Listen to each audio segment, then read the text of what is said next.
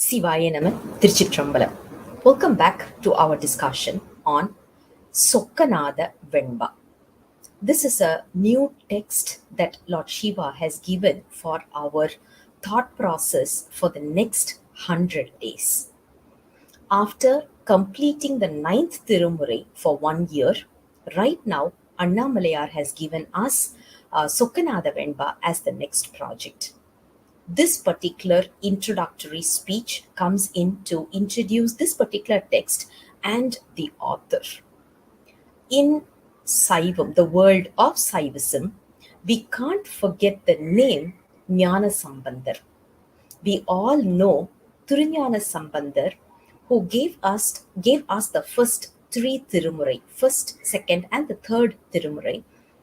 He came in almost in the 6th to 7th century to re-establish Saivism and to make sure Tamil gets a complete recovery, because there were a lot of issues during that time. Thiruஞான Sambandar came, revived Saivism and revived the beauty of Tamil. Even today, when we read his holy text, we will all know what kind of Tamil, the language command he had. The second Jnana Sambandar that we must always keep in mind is Mariñana Sambandar. He is one of the four saints. We call them as the Sandana Kuravar. Basically, we all know Meikantar. Meikantar's disciple was Arunandi Sivam. Arunandi Sivam's devotee, as in his next disciple, was Mariñana Sambandar. Mariñana Sambandar, as we all know, he did not do any particular text. He did not do a work in terms of books or whatever. But what he did was, he did Upatesham to his disciple Umapati Sivam, who contributed 8 Saiva Siddhanta texts. And it was like a buffet. It is like a buffet, rather. We don't know which soul needs the Saiva Siddhantam text in which format. So what he did was, as in Umapati Sivam, what he did was, he wrote 8 texts with the same concept but in different manner. When you talk about, even today, we all know different people like different ways of expressing. It's the same story, but certain people will want it in a form of comic, certain people will want it in terms of text, certain people want it in the form of audiobooks. Similar to that, Umapati Sivam also gave us a buffet. He wrote one Saiva Siddhanta book called as Potri Pagarodai, which is almost like singing. Not almost, it can be sung, by the way. Another one is something like we call it a Citralakiyam in Tamil, which is to talk about sending your heart towards Lord Shiva, which is our companion. So that is written as Nenjividathudu. Quite a lot of varieties he had given. And the person who was instrumental for this is Mariñana Sambandar. And the third Jnana Sambandar is, he's the guru who established Dharmapuram Adinam. He is the one who wrote this particular text, which is called as Sokkanatha Venba, which is given to us by Annamalayar right now for our thoughts. Rather, we have to meditate on this. A small history or background about Guruñana Sambandar. He is from Madurai and from a place called as Srivilliputtur. His dad's name is Subramanya Pillai and his mom's name is Meenakshi Ammai. They were very much associated with Madurai temple. We call it as Meenakshi Sokkanatha temple. The reason why he was named as Jnana Sambandar is because his dad, as in their parents, wanted their son to also follow the path of Thiruஞான Sambandar and establish Saivism and make sure that he is also contributing for the growth of Saivism as well as the growth of the souls in this world. With that longingness, with that particular aspiration, they named their son as Jnana Sambandar, who today we call him as Guru Jnana Sambandar, because he's the guru who is established one Adinam and he's the one guiding all of us as of now. When this small kid, around 5 years old, parents took him to see Meenakshi Sundareswarar. So all three of them went to the temple. After worship, after their daily pujas and all these, when they wanted to go back home, they wanted to return. At that point in time, the kid said, "Mum, Dad, you are the one who gave me this body. Worldly parents, I would like to wish farewell to you guys because I want to stay back in the temple because Meenakshi Sokkanatha are my parents for the soul. I've seen my parents, my soul parents, so I'm going to stay back here and I'm going to bid farewell to the earthly bodily parents." So he bid farewell to the parents, and you have to imagine what kind of the maturity the parents had. I'm not sure if we would be doing this to our kid if our kid says this, or even anyone at this particular time, at this particular period of life, we would do that. But the parents were such a matured soul, so they realized their son's the state. They left him there and they went back. 5 years old kid, he was in the temple looking at people who were doing Shiv Puja on a daily basis. He started longing for doing Shiv Puja. All as a soul we have to do is long for it. Once we have that yearning, immediately Lord Shiva will come and make sure that he is giving us that particular, or basically making sure that we get what we want. This soul, called as Guru Jnana Sambandar, has already started yearning for getting Shiv Puja. So what he did was, as in Lord Shiva did was, in the night, in the dream, he came to Guru Jnana Sambandar and said, "Tomorrow morning, you go to the pond, the temple pond, in the Ishanya corner. You can just take a dip and I'll come to your hands." The kid was so excited. The next day morning, he went and took a dip in the waters. When he came out of the pond, he saw a beautiful box, and when he opened the box, Sokkanatha was inside. Immediately, the kid wanted to get a guru so that he could get the upadesham so that he can start with his puja. You see, this is the state of maturity that we should have. As of today, what we are asking is, he's only a human being. How does he have the quality to become my guru? How can I know that he is my guru? And you know how many questions we are asking about a guru? One thing we need to understand is, are we qualified to ask such questions? Never. Lord Shiva knows by whom, with the help of whom, and by what means he is going to give us the Upadesha. So he sends us the right guru in the right moment. So when Guru Jnana Sambandar went to Lord Shiva, Sokkanatha, asking for a guru, immediately Lord Shiva said, "Okay, now you have to start your journey towards Arur.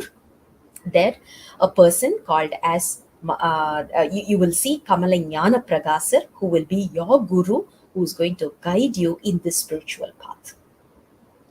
Immediately, Lord Shiva went into the dreams of Kamala Jnana Pragasar, saying that he would be receiving a disciple as well. So, our Guru Jnana Sambandar started his journey. He visited various temples, and then he finally reached his destination, which is Kamala Jnana Pragasar's place, called as Arur.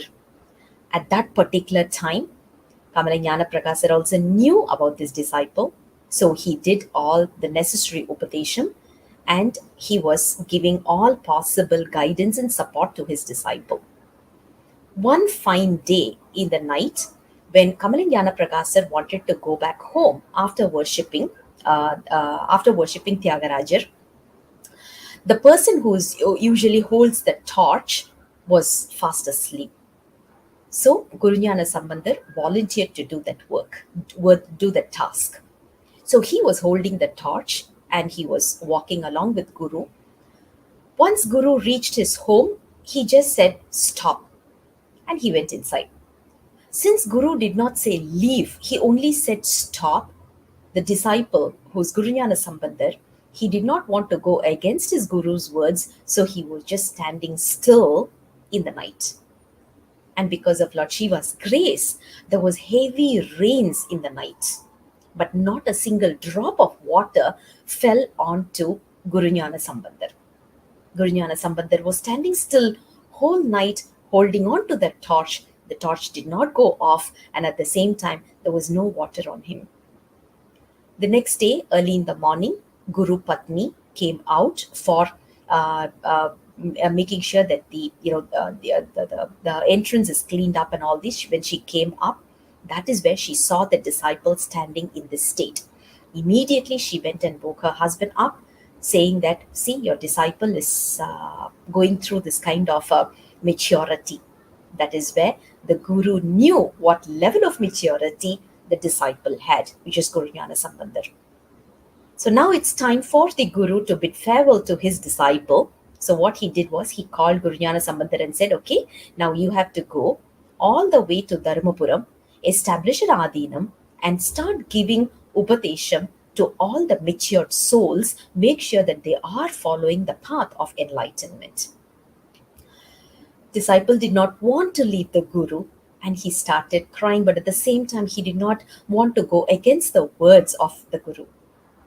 End of the day, Guru said, okay, if you would want to see me, every Thursday, you can come down here and meet me. From that moment onwards, every Thursday, all the way from the Dharmapuram, not like nowadays, we don't have cars or vehicles back then, right? It was only like bullock carts or you have to walk.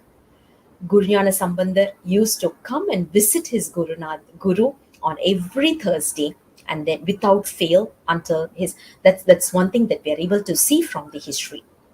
How a Guru should be, how a disciple should be, has been taught to us not as text or book, but as a way of life. So that is how Dharmapuram Adinam was established, and our Guru Gnana Sambandar started doing his Shiv Puja on a daily basis with the Shivlinga that was given to him by Sokkanatha himself.